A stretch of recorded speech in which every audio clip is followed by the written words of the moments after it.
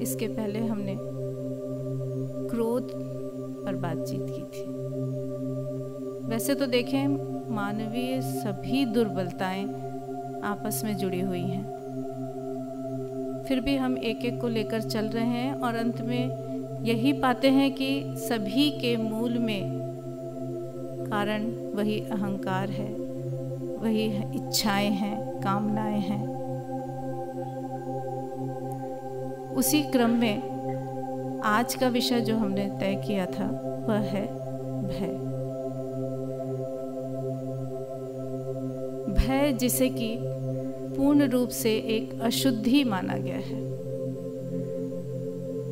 एक विकृति माना गया है मानवीय चेतना की, इच्छाओं की, आशाओं की या शक्तियों की।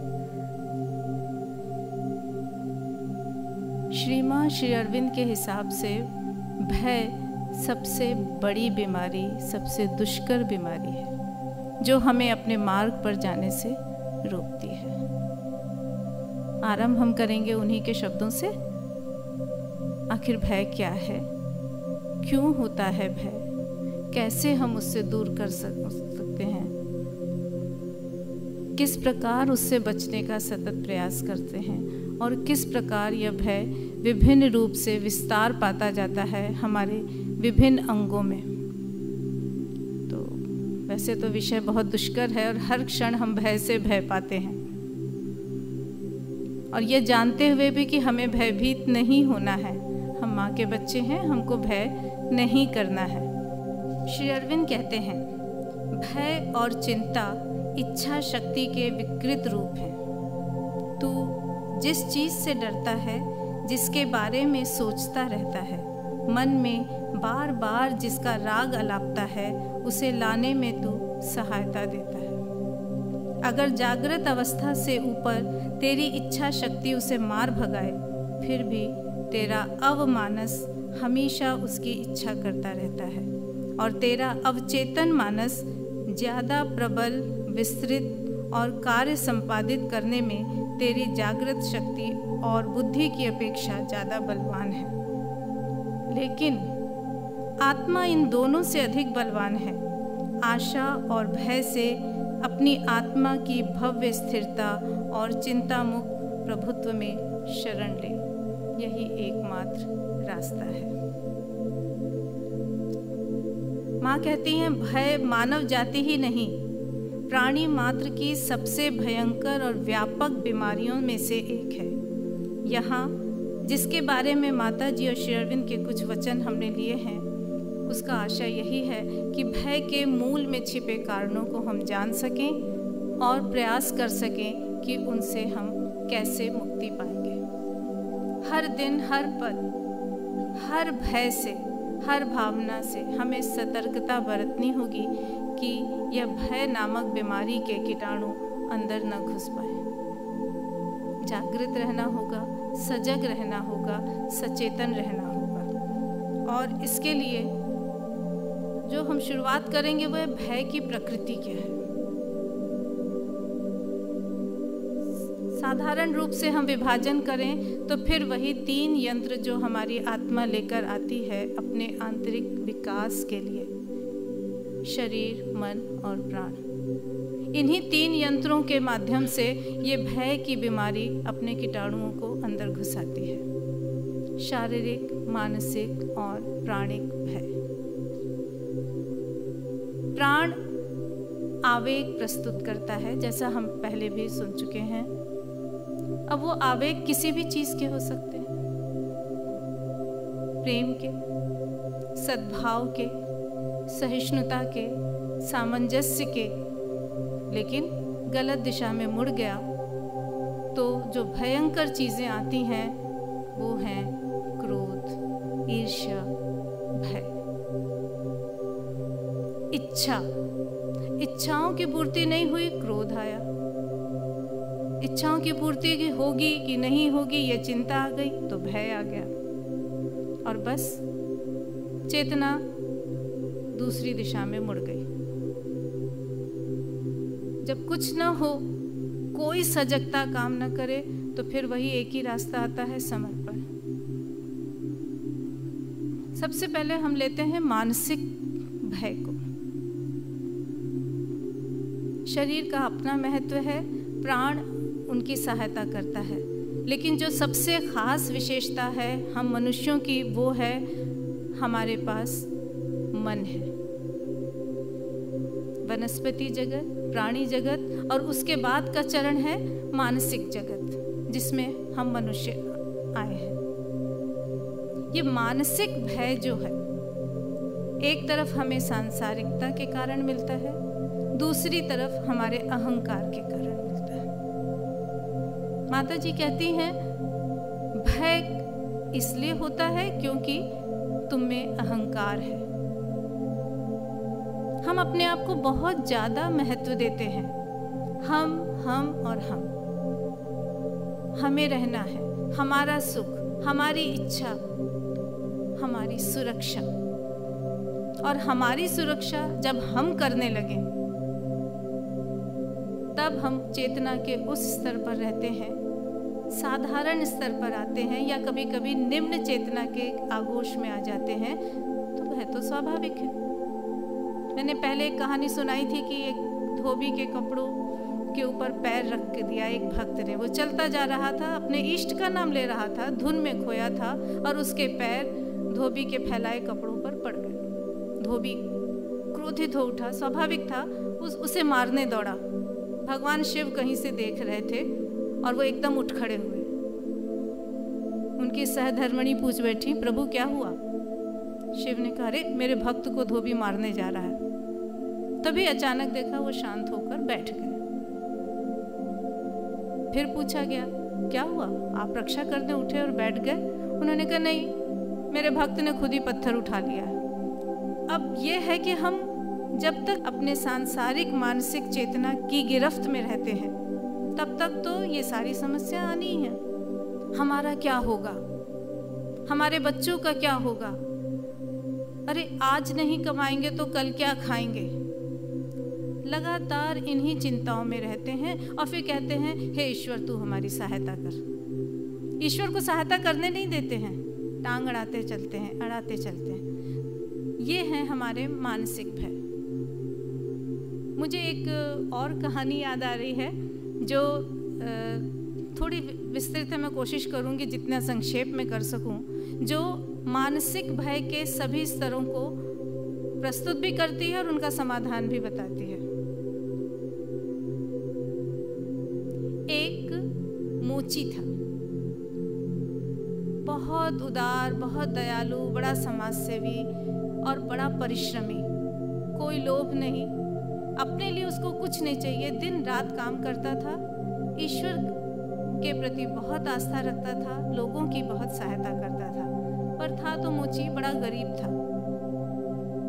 आर्थिक संपन्नता के अलावा उसके पास सब कुछ था।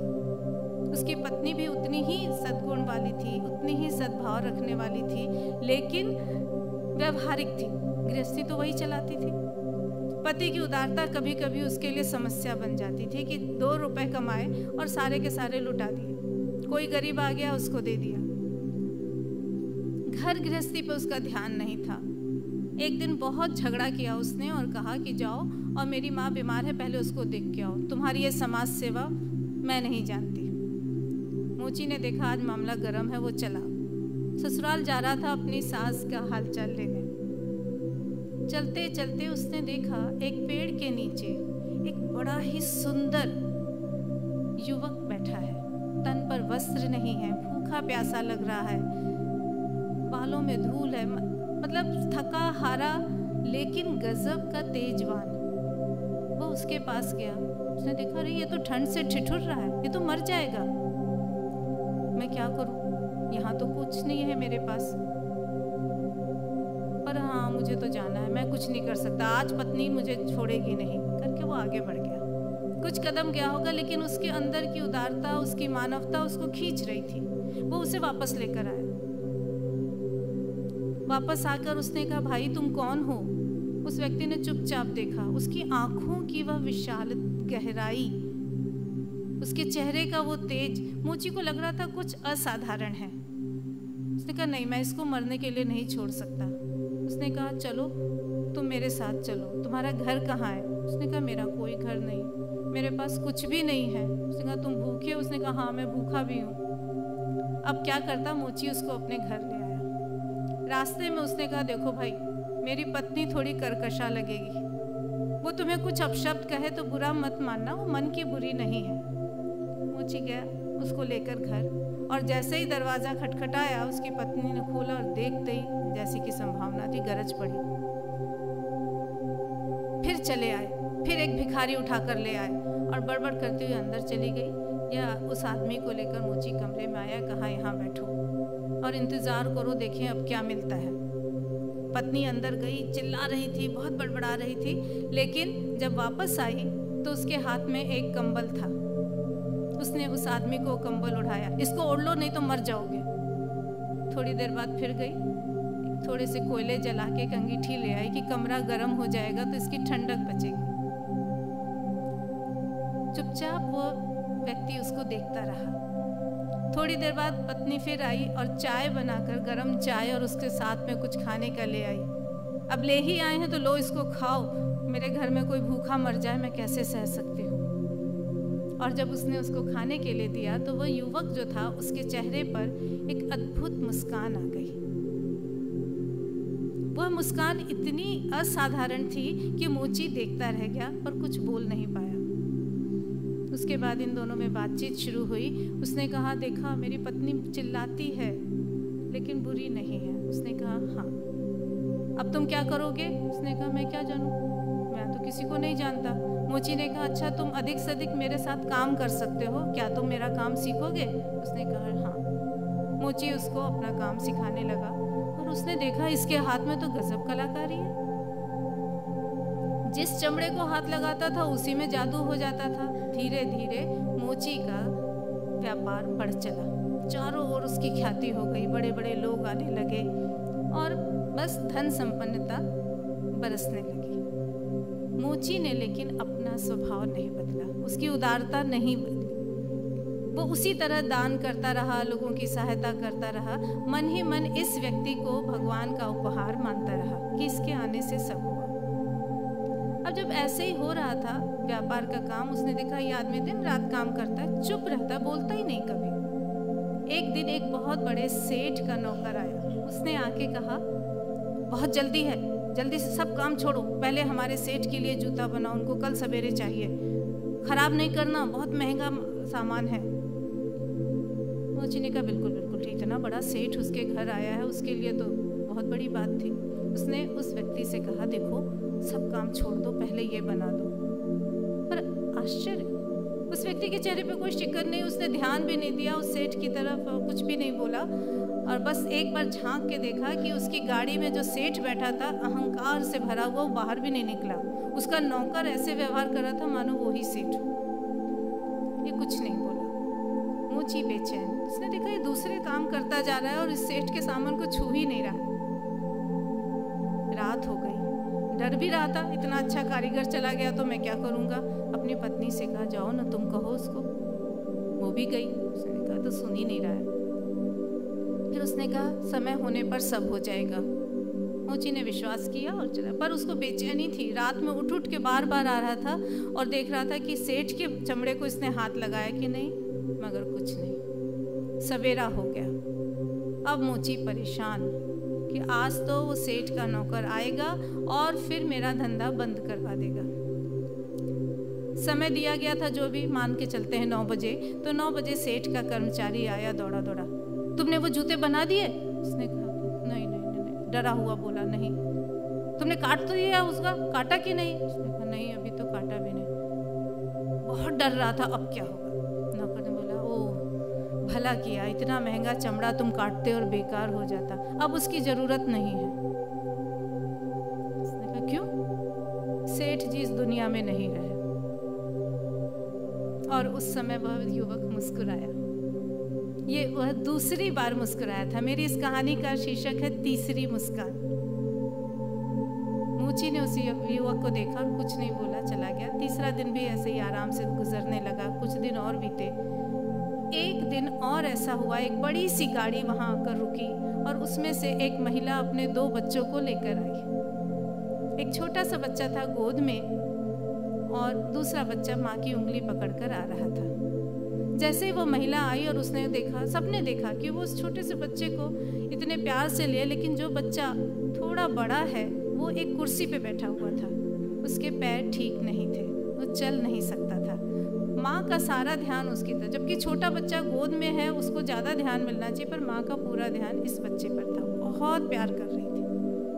आके उसने कहा, देखो भाई, मैंने तुम्हारा बड़ा नाम सुना है और मुझे अपने इन बच्चों के लिए जूते बनवाने हैं, ख़ास तौर पे अपने इस बच्चे के लिए। इसके पैरों में दिक्कत है, ये चल नहीं सकता। और उसने उन्हें सामग्री दी और कहा कि बहुत अच्छे जूते बनना, इसका एक पैर खराब है। बार बार वो इसी तरफ ध्यान दे रही थी। मोची ने कहा, आप बिल्कुल चिंता नहीं करिए, मेरा कारीगर अद्भुत काम करता है। उसने कहा, हाँ मुझे पता है। अचानक सबने देखा वह युवक जिसे कारीगर कहा जा रहा था उस महिला को बड़े ध्यान से देख रहा था और उसकी निगाहें घूम फिरकर उसी बच्चे पर जा रही थी जो अपंग था। और उसके चेहरे पर एक दिव्य मुस्कान आई। मोची अब उसकी मुस्कान के प्रति सतर्क होने लगा था, क्योंकि वो असाधारण होती थी।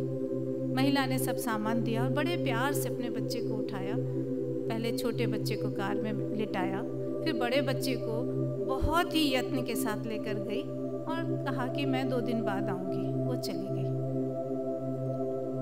महिला चली गई और दिनों की तरह काम होगा ये सोच के मोची घूमा। उसने देखा वह युवक सारे काम छोड़ के सबसे पहले उन्हीं बच्चों के जूते बनाने में लग गया। अद्भुत तत्परता, तन्मयता, पूरा उसमें डूब गया था और इतनी लगन के साथ उसे बना रहा था। इन्होंने कहा, भोजन तो कर लो। न खाना न पीना, रात भर वो काम करता रहा। और उसके बाद उसने 2 जोड़ी जूते बना के सामने रख दिए। मोची ने कहा, अरे बिना इतनी जल्दी क्या है? उसने कहा 2 दिन। वो कुछ नहीं बोला, बोलता ही नहीं था।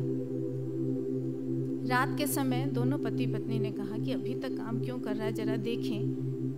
तो झांक के देखा वो चुपचाप ध्यान में बैठा है। 2 जोड़ी जूते वहां रखे हैं। उन्होंने जाने दो, अब सुबह ही बात करेंगे। सुबह हुई, दोनों कमरे में घुसे। उस व्यक्ति ने धीरे से आंखें खोली और कहा, अंदर आओ।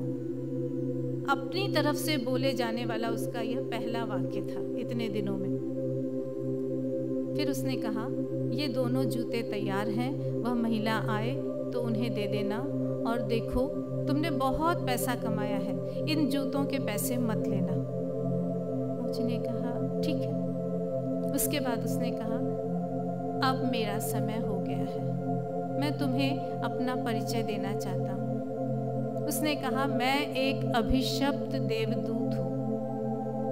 मैं यमराज के दरबार में काम करता था और एक दिन की बात है, मुझे एक स्त्री के प्राण लेने थे। मैं वहाँ पहुँचा। वह स्त्री मुझे देखकर रोने लगी, कहने लगी, तुम मुझे थोड़ा समय दे दो, मेरा बच्चा बहुत छोटा है, ये तो चल भी नहीं सकता, मेरे पति नहीं है, इसकी देखभाल कौन करेगा। मेरा दिल पसीज गया। मैंने कहा, सच बात तो है। और मैं उस स्त्री के प्राण लिए बिना लौट गया। जब यमराज के पास पहुंचा तो पेशी होने लगी सारे प्राणों की। तो जब मेरा नंबर आया कि तुम कहाँ से आए हो, क्या लेकर आए हो, तो मैंने कहा, माफ़ कीजिए, मैं उसके प्राण नहीं ला पाया। यमराज तो स्वाभाविक था, बहुत क्रोधित हुए। क्यों? तो उसकी हालत बड़ी दयनीय थी। यमराज ने कहा, तुम कौन होते हो तय करने वाले? उसने कहा, नहीं, मैं उस सच बात थी, मैं ले आता तो कैसे होता, उसके बच्चों को कौन देखता। फिर तुम कौन होते हो ये तय करने वाले, कितनी दूर देख सकते हो तुम? शायद वह देवदूत भी मनुष्य की मानसिकता के जाल में फंस गया था, तर्कों के जाल में फंस गया था और उसे दंड दिया गया, अब तुम जाओ और उसी धरती पर रहो। ये तुम्हारा अभिशप्त जीवन होगा। तुम्हें 3 प्रश्नों के उत्तर लेकर आना होगा। पहला एक, ऐसी कौन सी विशेषता है जो मनुष्य को दूसरे प्राणियों से अलग करती है? ऐसी कौन सी दुर्बलता है जो मनुष्य को प्रगति से रोकती है? और ऐसा कौन सा सत्य है जिसे कोई नहीं बदल सकता? देवदूत ने कहा, और उसके बाद मैं ऊपर से नीचे फेंक दिया गया। तुमने मुझे जहाँ देखा था वो मेरी वही अवस्था थी। मुझे मनुष्य जगत के बारे में कुछ भी नहीं पता था। अब मोची की उत्सुकता बढ़ गई थी। उसने कहा, तो आपने क्या जाना? क्या आपको तीनों प्रश्नों के उत्तर मिल गए? उसने कहा, हाँ। उसने कहा, याद है तुम मुझे उस ठिठुरती हुई हालत में लेकर आए थे और तुम्हारी पत्नी गुस्सा हुए जा रही थी, चिल्लाए जा रही थी, लेकिन उसने मुझे कंबल दिया, उसने मुझे गर्मी के लिए आग जला कर दी, उसने मुझे चाय दी, मुझे भोजन दिया। तो मुझे लगा ये उदारता, ये मानवता ही मनुष्य की वो विशेषता है जो उसे अन्य प्राणियों से अलग करती है। फिर तुम्हें याद है वो सेठ आया था जिसके वैभव से, पैसों से, संपन्नता से तुम सब इतने भयभीत थे, आतंकित थे। ऐसा लगा उससे बढ़कर दुनिया में कोई नहीं है। और वो खुद किस अकड़ से बैठा हुआ था, मानो सब कुछ उसी का है, सर्वोपरि वही है। पर मैंने उसकी मस्तक की रेखाएं देख ली थी और मुझे पता था कि ये कल तक जिंदा नहीं रहेगा। इसका समय बीत चुका है, पर इसकी आकांक्षाएं, इसका अहंकार नहीं गया है। ये वो दुर्बलता है जो मनुष्य को उसकी प्रगति से दूर रखती है। मोची को याद आया, हाँ, उस दिन भी इसके चेहरे पर यही मुस्कान आई थी। और तीसरा सत्य जो था, जिसको कोई नहीं बदल सकता, वो ये है कि जो कुछ भी होता है वो भगवान के द्वारा होता है, भगवान की इच्छा से होता है और भगवान ही होता है। हर चीज में भगवान है, हर कण में भगवान है, हर कर्म में भगवान है, हर परिणाम में भगवान है। और जब यही है तो भय किस बात का, चिंता किस बात की? मैं देवदूत था, लेकिन मैं भी मानवता की उस तर्क जाल में फंसी गया था। जब वो रोने लगी तो उसके माया के मोह में मैं भी फंस गया। दया और करुणा के माध्यम से मेरे अंदर उस परम ईश्वर के प्रति अविश्वास आ गया। मैं उसकी सत्ता ही भूल गया। मैं भूल गया कि अगर वो इसके प्राण मंगा रहा है तो उसने कुछ कर रखा होगा। उसने अगर इस बच्चे को जन्म दिया है, उसने अगर इसे अपंग रूप दिया है, तो इसके जीवन का भार भी उसने ही लिया होगा और मैं भूल गया। और ऐसा कहकर देवदूत वहां से अंतर ध्यान हो गया। मोची दंपत्ति शांत भाव से देखते रह गए।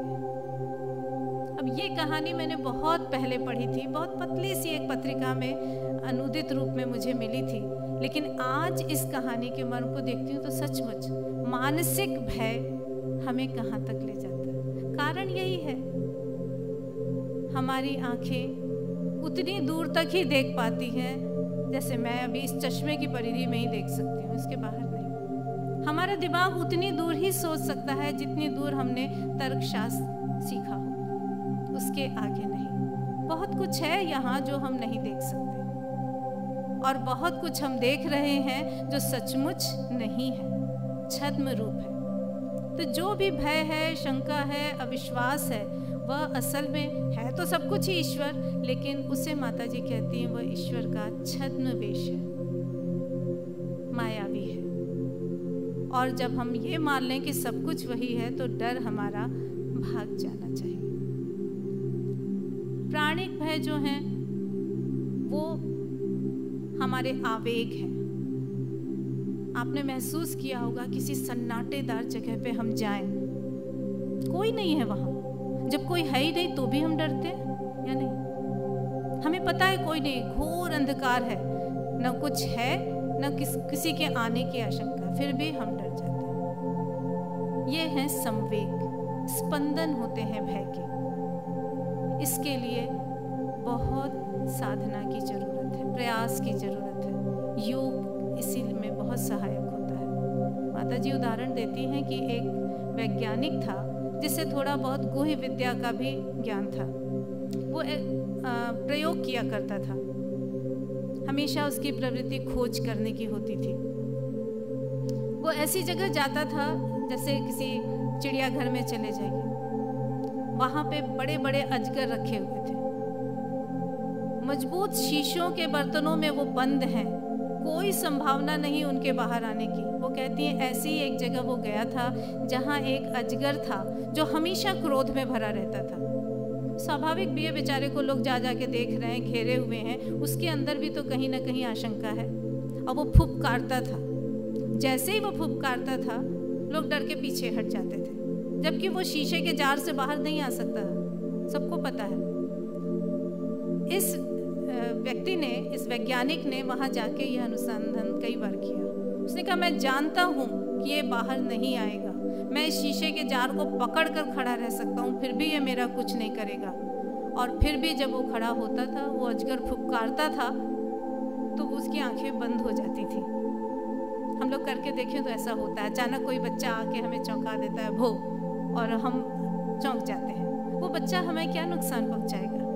ये प्रकंपन जो है, ये हमारे प्राणों के आवेग के द्वारा हमें भयभीत कर देते हैं। तरीका बस एक ही है कि हम इनसे बचते रहें, अपने को ट्रेन करते रहें, प्रशिक्षित करते रहें, नहीं डरना है। और ऐसे प्राणिक प्रकंपनों से या शारीरिक भयों से बचने के लिए सचमुच में व्यवहारिक प्रशिक्षण चाहिए। और चीज़ों में समर्पण, बौद्धिकता काम आती है, लेकिन शारीरिक तौर पर कठिन हो जाता है। शरीर के कोषाणुओं में इतना भय छुपा रहता है। सबसे आसान होता है भय के लिए इन कोषाणुओं के अंदर घुस जाना। भयंकर महामारी फैली है, आप जा रहे हैं, आपके अंदर भय आ जाएगा, मुझे न हो जाए। किसी कुष्ठ रोगी को देखकर प्रायः मन में आ जाता है, हे भगवान कभी मुझे तो नहीं हो जाएगा ऐसा। और बस अभी जो श्री अरविंद का हमने पढ़ा कि हम उसे सोचने लगते हैं, एक तरह से हम इसे बुलाने लगते हैं, आकर्षित करने लगते हैं, बार बार उसके बारे में सोच रहे हैं। हमारा सोचना, इतनी गहराई के साथ सोचना कहीं ना कहीं प्रभाव डालता ही डालता है। आप प्रयोग करके देखिए, सामने कोई व्यक्ति है जिसकी पीठ आपकी तरफ है, आप बुला नहीं सकते, परिस्थितियां ऐसी हैं कि आप जोर से बोल नहीं सकते, लेकिन आप अपनी आंखें उस पर एकाग्र कीजिए, अपनी चेतना को उस पर एकाग्र कीजिए और कहिए पीछे मुड़ो, मुझसे मिलो, मुझे देखो, मुझे देखो। मैं आपको गारंटी देती हूँ, अगर आपने सचमुच ऐसा किया, वो व्यक्ति पीछे मुड़ेगा, वो आपको देखेगा। उल्टी स्थिति में डाल लीजिए अपने को। आप वो व्यक्ति हैं जिसकी पीठ किसी और की तरफ है और वो चाहे सद्भाव से या दुर्भाव से आपकी ओर देखे जा रहा है, आपको कहीं ना कहीं अनुभव होगा कि कोई है। ये सारे संवेग हमारे हैं जो हमारे चेतना में डूबे हुए हैं, इन्हें केवल सही दिशा में प्रशिक्षित करने की जरूरत है। भय और योग एक साथ नहीं हो सकता, सीधे सीधे माता जी कहती। फिर वो ये भी कहती है मेरा बच्चा भय नहीं खा सकता। अब हम योग नहीं करना चाहते या हम माँ के बच्चे नहीं बनना चाहते। इस तरह के बिंदुओं को अगर हम अपना मूल सूत्र बना लें कि हमें इन सूत्रों को, इन फॉर्मूलों को लेकर चलना है, तो भय जैसी बीमारी से थोड़ा बहुत लड़ा जा सकता है। बच्चों में भय क्यों होता है? भय, एक छोटा सा बच्चा, जन्म के साथ ही मनुष्य भय पाता है। जन्म लेते ही बच्चा रोता है, नहीं रोता है तो रुला दिया जाता है, देखने के लिए डॉक्टर मारता है उसको कि सब ठीक ठाक है ना, रोया क्यों नहीं। लेकिन बच्चा जो रोता है तो क्यों रोता है? इतने सुरक्षित परिधि में था, सुरक्षा के घेरे में था वो माँ के गर्भ में, और बाहर आया, वातावरण अलग, मौसम अलग, दृश्य अलग। और आज के तो बच्चे पैदा ही होते आंखें खोल के, पहले तो 1 महीने बाद बच्चों की आंखें खुलती थी, माँ के स्पर्श के परिधि में रहते थे, सुरक्षा में रहते थे। लेकिन अब वो आंखें खोलते हैं, तुरंत देखते हैं माँ चली गई किचन में कुछ करने के लिए। वो एक भय। लेकिन उस भय के साथ बच्चे की खासियत यह है कि उसमें एक मासूमियत होती है, एक विश्वास होता है, उसमें संदेह नहीं होता, आशंका नहीं होती, बस अपनी सुरक्षा गई और रोया। और बच्चा तो इसलिए भी रोता है कि उसकी हर जरूरत के लिए भाषा ही एक है कि वो रोता है। उसको भूख लगी तो भी रोएगा, माँ चाहिए तो भी रोएगा, नींद आएगी तो भी रोएगा, और जगेगा तो भी रोएगा। धीरे धीरे उसकी भाषा हम बदल देते हैं, उसको हम शिक्षा देते हैं बैठने की, बोलने की, मांगने की, चाहने की, बातें सुनने की और मानने की। इसमें माता जी हमें सतर्क करती हैं। वो एक क्षण है जब हम बच्चे को भय से दूर कर दें। होता क्या है, हम कहते हैं दूध पी लो नहीं तो साधु बाबा आ जाएगा। क्या होता है साधु बाबा, होता है कि नहीं होता है, और वो कुछ करता है कि नहीं करता, पर बच्चे को सिखा दिया हमने कि साधु बाबा आएगा, घुस गया वो डर। ये सब बड़े मामूली से डर हैं जिनसे कि हम आराम से लड़ सकते हैं, इनको तो हम दूर ही कर सकते हैं। उसके बाद जो हमारे जीवन मरण के गंभीर विषयों में जो भय आते हैं वो तो बहुत बड़ी चीज़ें हैं। लेकिन कैसे इन भयों से बचा जा सके, कैसे इससे दूर रहा जा सके, इसके लिए माता जी ने, श्री अरविंद ने बिल्कुल स्पष्ट रास्ते बताए। सबसे पहले है आस्था, विश्वास, और अगर ये भी हम न संभाल पाए तो समर्पण। इसीलिए शुरू से मैं लेकर चल रही हूँ कि हमारे जो असली सूत्र हैं इस योग पर जाने के या जीवन को समरूप से, सुचारू रूप से आगे गतिशील करते रहने के, उसमें समर्पण और अहंकार का त्याग, ये दो चीज़ें जो मूल रूप से एक ही हैं, इन्हीं को पकड़ के चलना चाहिए हमको। मानसिक रूप के भयों के बाद जब हम प्राणिक और शारीरिक रूप से आते हैं तो वहीं पे समर्पण वाली चीज़ हमारी आ जाती है। इच्छाएं एक ऐसा वरदान है ईश्वर का जो हमें आगे भी बढ़ा सकती है और पीछे भी। सवाल है इच्छा किस स्तर की है, इच्छा के समय हमारी चेतना क्या मांगती है, किस स्तर की है। ईश्वर की इच्छा है, उनके लिए अभीप्सा है, उनके मार्गदर्शन की अभीप्सा है, आप कितनी भी इच्छा बढ़ाते चले जाइए। लेकिन अगर सांसारिक भोग की तरफ हम जा रहे हैं, वो इच्छाएं हैं, तो हम भय के लिए रास्ता खोल रहे हैं। नौकरी करने जाना है, नौकरी मिलेगी कि नहीं मिलेगी कि नहीं, ये इसी भय में हम मरते चले गए।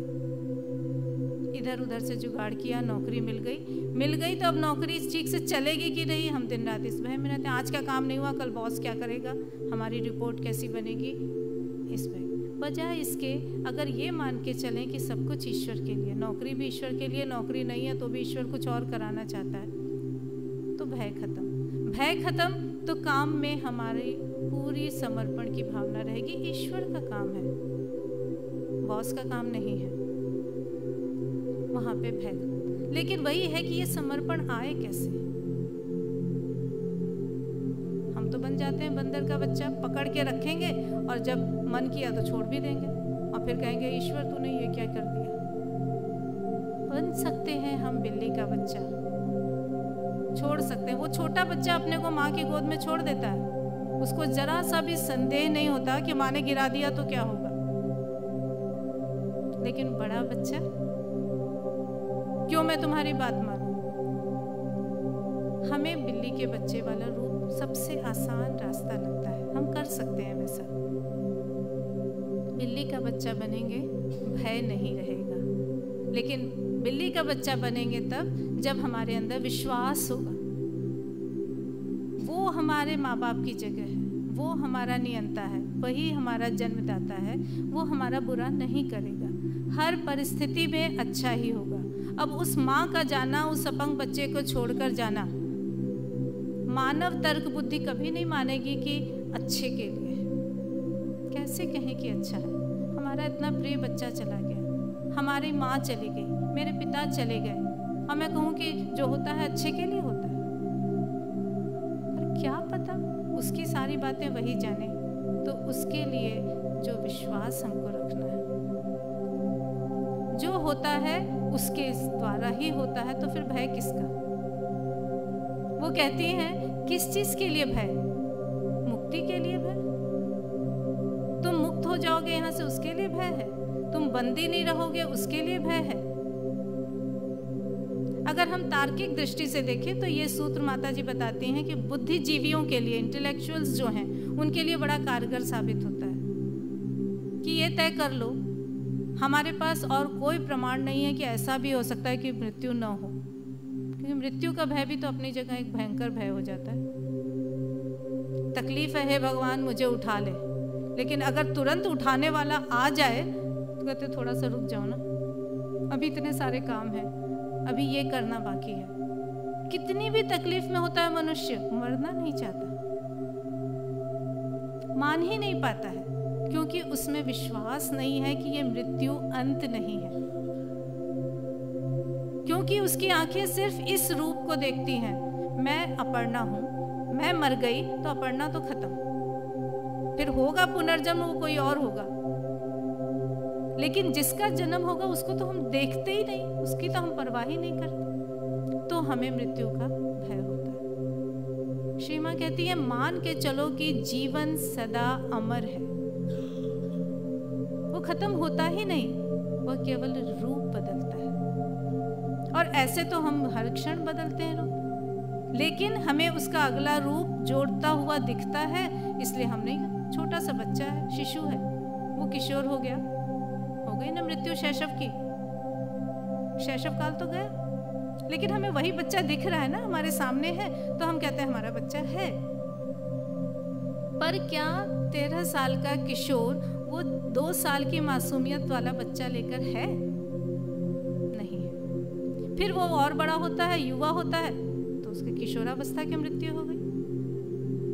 पर अभी वो विकास का है, हमें अच्छा लग रहा है, और अच्छा मिल रहा है, और अच्छा परिवर्तन है, लेकिन परिवर्तन हमें सुखद, क्योंकि हमारे ज्ञान में है, तो हमें उससे डर नहीं लगता। हम जानते हैं ये नन्हा सा बच्चा था, दुर्बल था, मानसिक रूप से, शारीरिक रूप से असहाय था, हम पे निर्भर था, उसकी निर्भरता हमको अच्छी लगती है, हमें उससे प्यार रहता है। फिर वो बड़ा होता है, वो कहीं कहीं आत्मनिर्भर होता है, कई बार माता पिता को बुरा भी लगता है, अभी हमारी बात नहीं सुनता, वो एक अलग पक्ष आ जाता है, उनका अहम आता है, ये हमारा उतना नहीं रहा, थोड़ा और युवा हुआ, विवाह हो गया, तब तो बिल्कुल ही हमारा नहीं रहा, लेकिन फिर भी है तो हमारा बच्चा, ये संतोष है। हमारे ज्ञान में ये बात है कि ये वही बच्चा है और अभी भी हमारे पास है, तब तक हमको उससे भय नहीं लगता। उम्र के साथ धीरे धीरे वही बचपन वाली काफ़ी दुर्बलताएं आती हैं, शारीरिक रूप से हम असहाय हो जाते हैं, मानसिक स्मरण शक्ति हमारी कम होने लगती है, सोच नहीं पाते हैं, हमारे अंदर संपन्नता या कुछ कर गुजरने की शक्ति कम होने लगती है, आत्मबल कम होने लगता है, लेकिन इसमें हम अंत की तरफ जा रहे हैं, ये हमें अच्छा नहीं लगता। यहाँ से शुरुआत होती है हमारे भय की, कल क्या होगा, अरे ये लोग तो सुनते नहीं, बीमार पड़ गया मेरा क्या होगा। और फिर धीरे धीरे पता है, बड़े दार्शनिक भाव से लोग कहते हैं अरे आना जाना तो लगा रहता है, अब तो हमारे जाने का समय आ रहा है, अब क्या है। कहते हैं जाने का समय है, लेकिन कितनों से पूछिए आप, देखिए कितने लोग जाने को तैयार हैं। अभी भी इच्छाएं बाकी हैं, लालसाएं बाकी हैं, और इन सब पे दूर भी कर लें, क्योंकि एक समय आता है शरीर की कुछ इच्छाएं हमारी खत्म हो जाती हैं, लेकिन जाने के बाद कहाँ जाएंगे वो एक ऐसा प्रश्न है जिसका उत्तर नहीं पता है, तब डर लगता है, और इस डर को तो स्वीकार करना ही पड़ेगा। माता जी ने भी कहा है कि हम शरीर से चिढ़ते हैं, परेशान होते हैं, उसकी बीमारियों से दुखी होते हैं, कई बार शरीर की कुरूपता से हम परेशान होकर उससे नफरत भी करते हैं, लेकिन हम नहीं जानते कि शरीर हमारे लिए कितना बड़ा आश्रय है। इस शरीर में हम अपने आप को सुरक्षित महसूस करते हैं। वो कहती हैं दुःस्वप्न, भयंकर सपना देखा, कुछ और हम डर गए, वो क्या है? वो सारी प्राणलोक की रचनाएं। उस समय हम अपने शरीर में नहीं होते, प्राणलोक में वहाँ की सत्ताएं घूमती रहती हैं, हम अपने शरीर में बड़े सुरक्षित हैं। श्री मां कहती हैं हमारे शरीर में आकर हमें पकड़ना, हम पर आक्रमण करना थोड़ा कठिन होता है उनके लिए, लेकिन जब हम स्वप्न की अवस्था में अपने शरीर से बाहर निकल जाते हैं और वहाँ की हलचल देखकर, वहाँ की बहुत सारी सत्ताओं को देखकर या उनके आक्रमणकारी रूप को देखकर हम इतने भयभीत होते हैं, उसके बाद हम क्या करते हैं? हम सीधे भागते हैं और अपने शरीर में प्रविष्ट होना चाहते हैं। क्यों? क्योंकि वहाँ हम अपने आप को सुरक्षित महसूस करते हैं। कई बार आपने देखा होगा कि अचानक आपको स्वप्नावस्था में या सुषुप्तावस्था में भय की अनुभूति होती है। आप चाहते हैं कि किसी को बुला लें, आपके मुंह से आवाज़ नहीं निकलेगी, आप हाथ हिलाना चाहते हैं, उठ के बैठना चाहते हैं, नहीं उठ पाते, क्योंकि उस समय तक आप कहीं बाहर ही विचर रहे होते हैं। आपका विचरण प्राणलोक की तरफ कहीं होता है, किन्हीं सत्ताओं में घिरे होते हैं। और जब तक शरीर से जुड़ नहीं जाते, उसके अंदर प्रविष्ट नहीं हो पाते, आप ऐसा नहीं कर पाते। और ऐसी सुरक्षा का एहसास कराने वाला ये शरीर जब हमसे छूटता है तो भय तो स्वाभाविक है। अब ऐसे में कोई करे क्या? कुछ भय तो ऐसे हैं जिन्हें हम नकार नहीं सकते। वो भय की सत्ताएं घूम रही हैं। वहां पर तर्कों के बल पर एक हद तक हम जा सकते हैं, अरे जब होना ही है तो छोड़ो ना, जो होगा देखा जाएगा। क्योंकि अक्सर ऐसा होता है कि भय की आशंका या विपत्ति की आशंका हमें ज़्यादा डराती है। शेर की गर्जना सुन के हम भयभीत होते हैं, लेकिन जिस समय शेर टूट पड़ेगा उस समय करो या मरो, फिर तो हम संघर्ष करते हैं।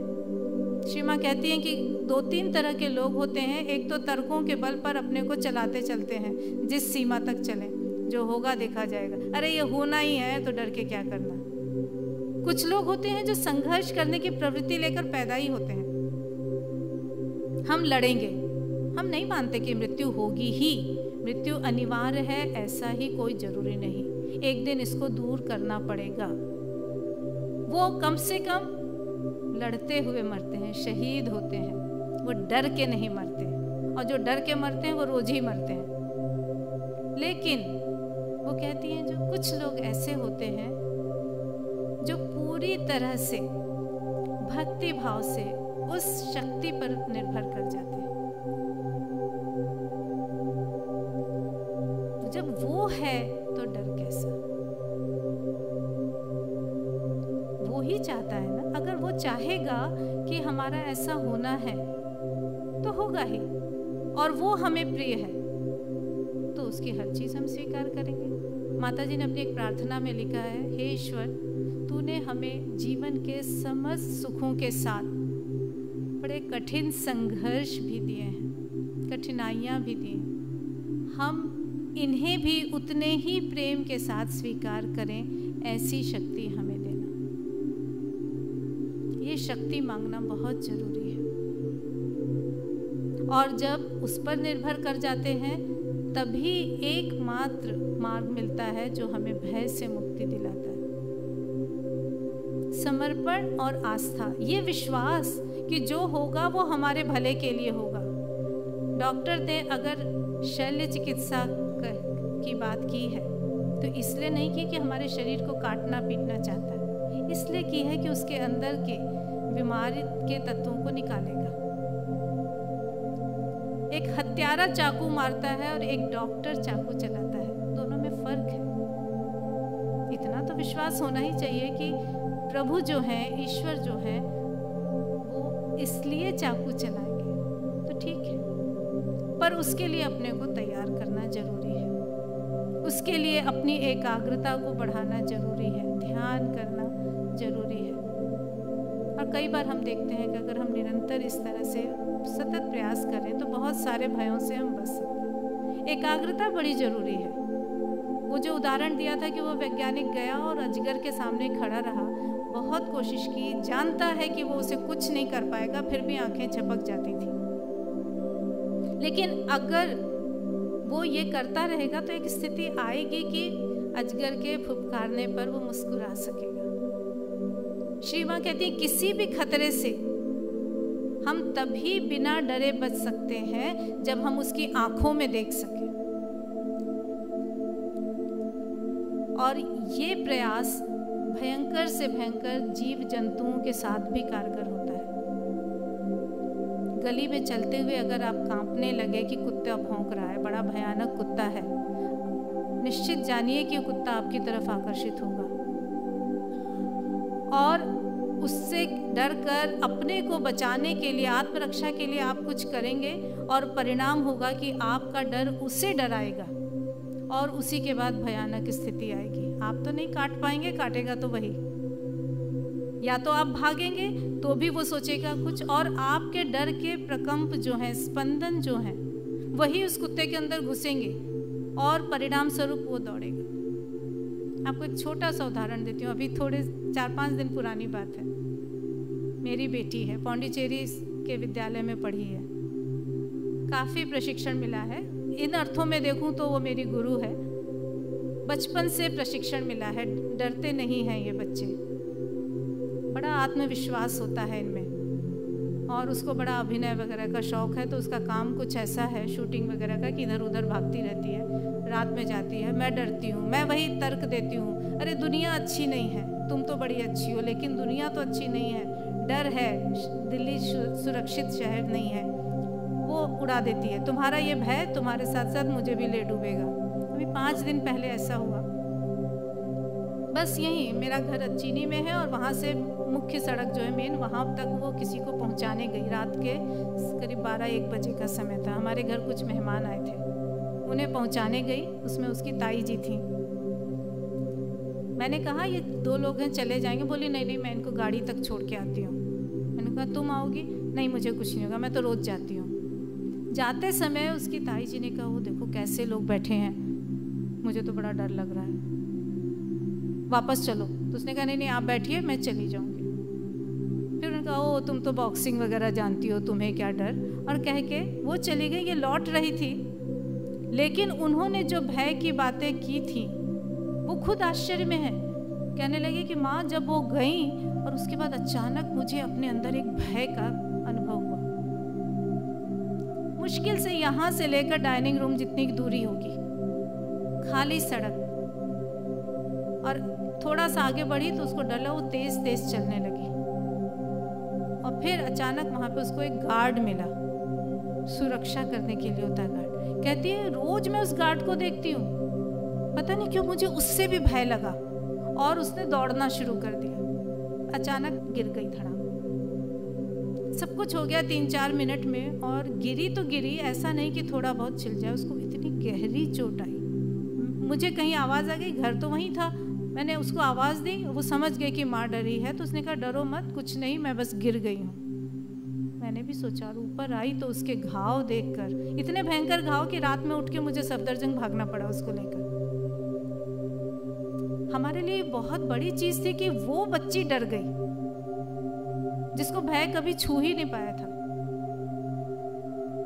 और उसने साबित किया कि उसको डर नहीं लगता अगर उसके कानों में ताई जी की वो डर भरी बातें नहीं आती। तो ये कुछ ऐसे भय हैं जिनसे हम अपने आप को प्रशिक्षित कर सकते हैं, इनसे अपने को हम बचा सकते हैं। श्री माँ कहती है इससे भयानक बीमारी कुछ नहीं। योग के पथ पर आगे बढ़ने में इससे बड़ी बाधा कुछ नहीं। तो भय से भय बिल्कुल नहीं करना। कई बार सचमुच हम भय से भी भयभीत होते हैं, तो भय हमें भयभीत नहीं कर सकता। कुछ चीज़ें हैं जिसको थोड़ा गूढ़ अर्थ में हम लोग करना चाहेंगे, उसके बारे में बातचीत जो माता जी ने बताया, और किस तरह के कितनी तरह के भय हैं जिनसे हमें बचना अनिवार्य है, और वो कठिन है। सांसारिक भय, प्राणिक भय, माया मोह से के कारण जो भय होता है, ये सब बड़े साधारण हैं। अरे हमें कुछ हो गया तो हमारी संपत्ति का क्या होगा, हम मर जाएंगे तो हमें बच्चे छोड़ने पड़ेंगे, पति पत्नी आपस में एक दूसरे को छोड़ेंगे, इस संसार में हमारा जो सम्मान है, इतना ऊंचा पद है, ये सब छूट जाएगा, हमने इतनी मेहनत से सब खड़ा किया है महल, ये सब कोई और भोगेगा, हमारी चीज़ें दूसरों को मिल जाएंगी। ये सब छोटी छोटी बड़ी तुच्छ सी मानसिकता है जिनको हम प्रशिक्षण के द्वारा, उदारता के द्वारा, सत्संग के द्वारा दूर कर सकते हैं। उसमें भी अथक प्रयास करना होगा और एक या कई जन्म लग जाते हैं। लेकिन जो सबसे बड़ी चीज़ है, जब हम मदर श्री अरविंदो के बारे में बात करते हैं, उनके योग के बारे में बात करते हैं, रूपांतरण की बात करते हैं, अमरता की बात करते हैं, उसमें जो आने वाली बाधाओं के रूप में जो भय है वो बड़े गूढ़ है। ये जो भय है वस्तुतः एक संघर्ष है, विलयकारी आसुरिक शक्तियों और रूपांतरण के कार्य में लगी हुई शक्तियों के आपस के युद्ध का। ये दोनों शक्तियां आपस में लड़ती हैं और हमें देखना है, हमें तटस्थ होने की आदत डालनी है, हमें देखना है कि हम किसका साथ देते हैं। अक्सर होता है जब कोई भय होता है, चाहे वो परीक्षा का भय हो, चाहे वो नौकरी पाने का भय हो, चाहे किसी बीमारी का भय हो, हर एक में हमारे अंदर खास तौर पे पेट के नीचे नाभि के क्षेत्र में एक प्रकंपन महसूस होता है, घबराहट होने लगती है, बेचैनी होने लगती है। वो एक संकेत होता है कि कहीं ना कहीं हमारे महत्वपूर्ण अंगों में भय की शक्ति, कोई आसुरिक शक्ति, कोई विरोधी शक्ति, आध्यात्मिक विकास के विरुद्ध काम करने वाली शक्ति प्रविष्ट हो रही है। तुरंत हमको सतर्क होना है, तुरंत हमको सचेत हो जाना है, शांत होने का प्रयास करना है। मदर ने एक बहुत बड़ा फॉर्मूला दिया, सूत्र है श्री अरविंदो का, रिजेक्शन। कुछ नहीं कर सकते तो हम रिजेक्ट तो कर ही सकते हैं, नहीं चाहिए हमको, ये भाव नहीं चाहिए, ये नर्वसनेस हमें नहीं चाहिए। और अगर ये इतनी प्रबल है कि हमारी किसी इच्छा की पूर्ति न होने के भय से आ रही है तो हमें वो इच्छा भी नहीं चाहिए। और अगर बहुत ही जरूरी है कि वो इच्छा पूरी करनी है तो वो इच्छा हम नहीं कर सकते, इसको स्वीकार करें, इस अहंकार को हटा दें, हम बड़े योग्य हैं, हम करके दिखाएंगे, समर्पण कर दें। माँ, या तो इस इच्छा को मिटाओ या तुम मेरी इस इच्छा को पूरी करो। हम छोड़ देते हैं तुम्हारे ऊपर। तुम्हें लगता है हमें मिलना चाहिए तो दो, लगता है कि इसकी जरूरत नहीं तो कोई बात नहीं, हमें स्वीकार है, मत दो। लेकिन हम तो जिद पे आ जाते हैं, हमें तो चाहिए। हम उस नन्हे बच्चे की तरह जिद करते हैं, जैसे कृष्ण कहते थे यशोदा से, मैया मोही चंद्र खिलौना ले हो, अब चांद दोगी तो दूध पीऊंगा, नहीं तो नहीं करूंगा। तो फिर वो मासूमियत भी होनी चाहिए हमारी इच्छा में, और ये मैया हमारी ये मैया होनी चाहिए। यशोदा जब परात में पानी में प्रतिबिंब दिखा के चंद्रमा दे सकती हैं कृष्ण को, तो कृष्ण की मासूमियत वहां पर है, जो उसको मान गया कि चंद्रमा आ गया, अब आकाश में ना हो कि मेरे पास है, मैं तो इसी को ले लूंगा। वो मासूमियत हमारे पास है तो वो माँ हमें बहला भी सकती है। इस समर्पण के साथ अगर हम छोड़ देते हैं तो बड़ी से बड़ी इच्छा भी हमें भयभीत नहीं करेगी। हमें एक प्रशिक्षण मिल गया मानसिक रूप से कि अगर हमें नौकरी मिलती है तो अच्छा है, नहीं मिलती है तो भगवान नहीं चाहता। और ये विश्वास साथ में लाना होगा कि ये नहीं मिला, इससे बेहतर कुछ देना चाहता होगा, क्योंकि भगवान खराब तो कर ही नहीं सकता। तो ये तो बहुत बढ़िया तरीका है। फिर चिंता किस बात की? और जब चिंता नहीं तो भय किस बात का? माँ का सच्चा बालक, सच्ची बालिका बनना है, और वो कहती हैं कि मेरे बच्चे डर नहीं सकते, तो कम से कम ये वादा उनसे हमको करना ही होगा कि माँ हम नहीं डरेंगे।